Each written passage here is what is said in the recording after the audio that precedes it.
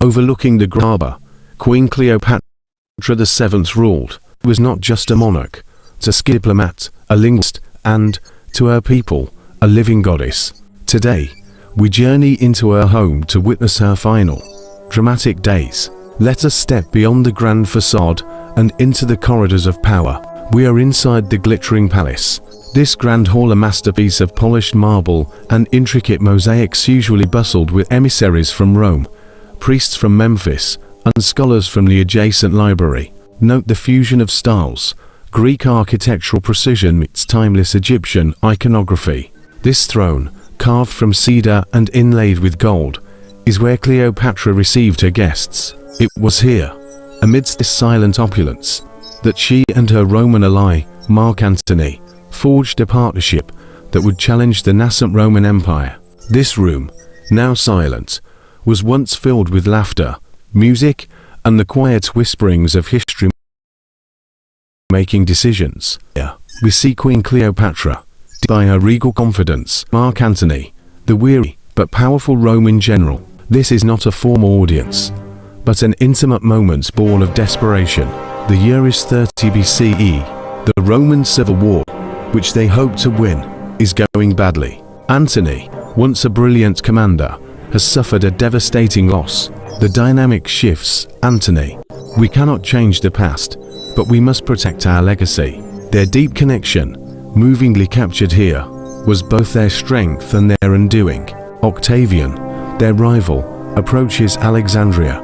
The Grand Hall, image 1.png, which once symbolized their combined power, is now a refuge against the gathering storm. The Battle of Actium, the storm has arrived.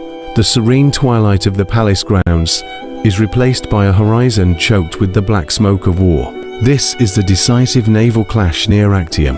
Though fought at sea, the consequences are immediate for Alexandria. Antony's fleet is overwhelmed. Octavian's forces, disciplined and relentless, prevail. The combined navy of Antony and Cleopatra burns. This imagery of violence and disaster is the catalyst. Antony, believing a false report of Cleopatra's suicide, falls upon his sword. The dream of a joint Roman-Egyptian empire dies on these waves. We are left in a quiet, solemn space, the mausoleum she built for herself, separate from the main palace, image 0.png. Antony is already gone, and Cleopatra knows Octavian intends to parade her through Rome in chains. Instead, she chooses her own end. This image, matching the solemn mood, shows her final moments. She reclines in dignity. By her side, her loyal handmaidens, Ira, Ace, and Charmian. History tells us a poisonous asp was smuggled to her in a basket of figs. We see her hand, seen previously clasped with Antony's, now still. The last pharaoh is gone, and Egypt becomes a province of Rome. The glittering lights of her palace are extinguished, but the story of Cleopatra, her home, her power, and her fatal love lives forever.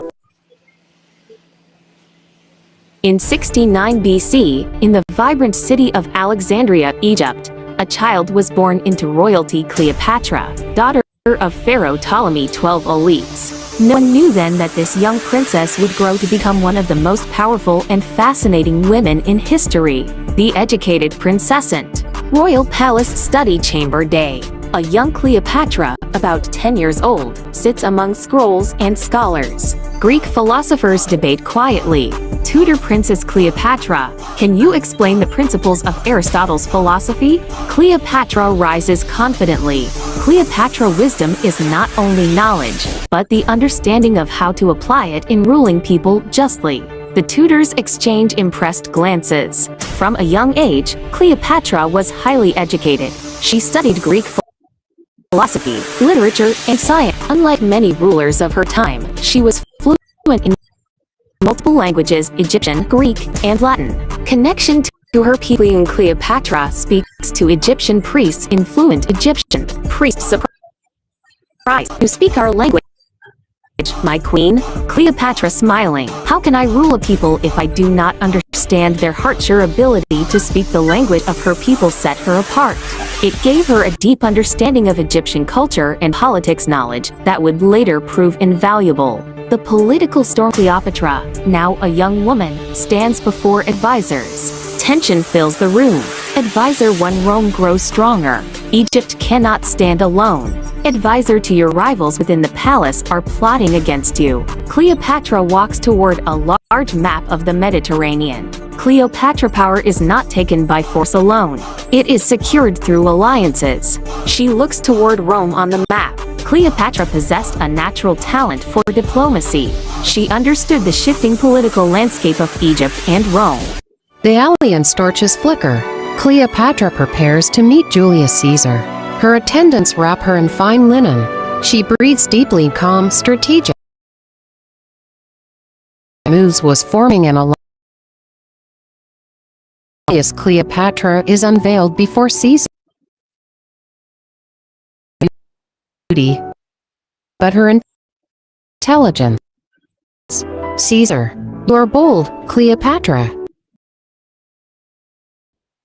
With Caesar's support, Cleopatra secured her position on the throne of East, stands overlooking Alexandria. The wind moves her royal garments. Gold jewelry glitters style, but ambition. Citizens believe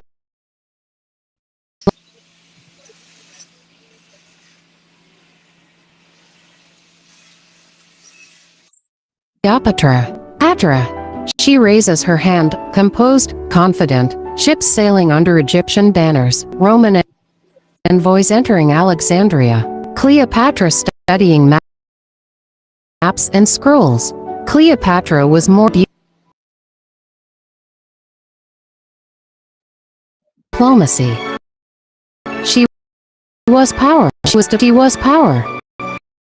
A queen shaped by education,